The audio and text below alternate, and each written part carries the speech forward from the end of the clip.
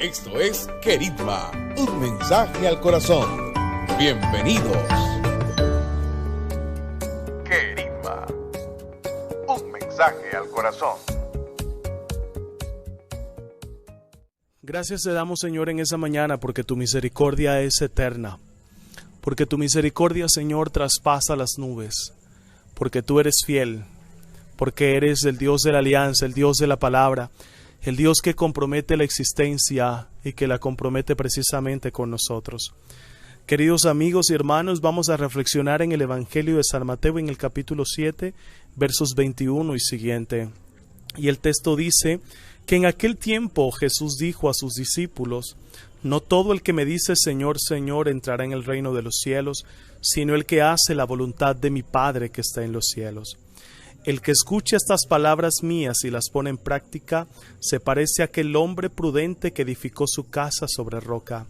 Cayó la lluvia, se desbordaron los ríos, soplaron los vientos y descargaron contra la casa, pero no se hundió, porque estaba cimentada sobre roca. El que escuche estas palabras mías y no las pone en práctica, se parece a aquel hombre necio que edificó su casa sobre arena. Cayó la lluvia, se desbordaron los ríos, soplaron los vientos y rompieron contra la casa, y se derrumbó, y su ruina fue grande. Esta es palabra del Señor. Gloria a ti, Señor Jesús.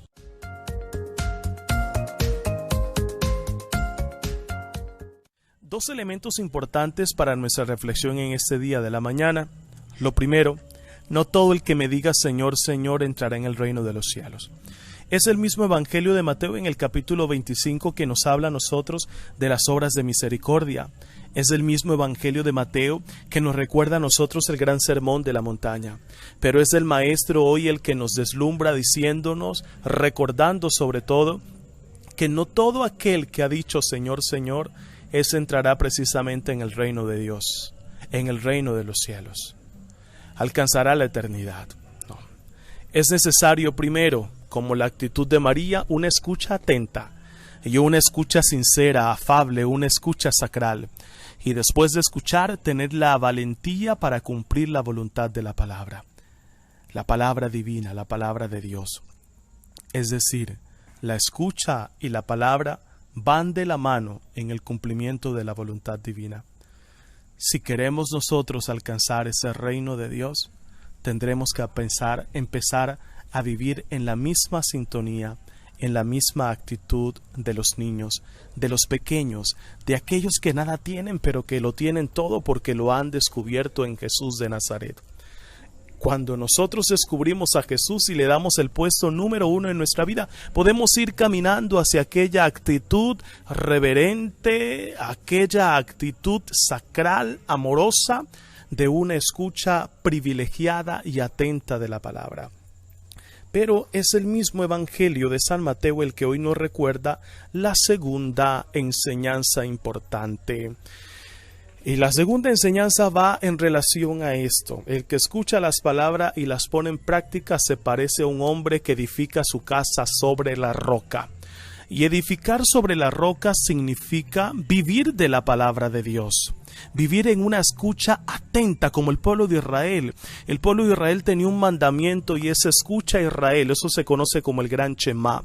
Y ese gran Shema significa que es el corazón, la vida, la actitud de la vida, la que tiene que estar siempre direccionada a la escucha amorosa de Dios. Cuando escuchamos las palabras del Señor y las reflexionamos en el corazón, viene inmediatamente una pretensión profunda que es ¿cuál? El vivir de acuerdo a la palabra escuchada. Y es cuando nos esforzamos y cuando nos abrimos a la gracia divina y cuando le pedimos al Señor que nos permita vivir su voluntad, su palabra en el día a día, en el caminar, en el transitar de la vida, de la historia. Es la actitud de los discípulos del Señor, es la actitud de María, es la actitud que tuvo Abraham, la actitud de Moisés, fue la actitud de Jeremías, del mismo Josué, de Isaías, y en el Nuevo Testamento encontramos a los discípulos de Jesús, pero también fue la misma actitud de Pablo de Tarso, hombres y mujeres desde el Génesis hasta el libro del Apocalipsis que se dejaron inundar, traspasar, herir por la palabra de Dios. Cuando tú y yo nos dejamos herir por la palabra, no bota sangre. y inmediatamente emana unción, fuerza, fuego de Dios, presencia divina que nos transforma, y eso se convierte en un no sé qué, en el no sé qué del Espíritu, en el pueblo del Espíritu que primero escucha y después se lanza a una vivencia de la palabra divina. Vamos a pedirle hoy al Señor que nosotros queremos cimentar sobre la roca, que ya no queremos cimentar nuestra vida sobre nosotros, sobre nuestro pensar, sobre nuestros deseos, sobre nuestra propia voluntad, no. De ahora en adelante queremos cimentar nuestra vida sobre la única vida, la vida que no acaba, la vida que es eterna, sobre Jesús de Nazaret. Señor, queremos darte gracias porque tu palabra siempre nos inspira, porque tu palabra siempre acompaña nuestras obras, porque tu palabra siempre nos incita y nos mueve a vivir por los demás, pero a vivir en el amor.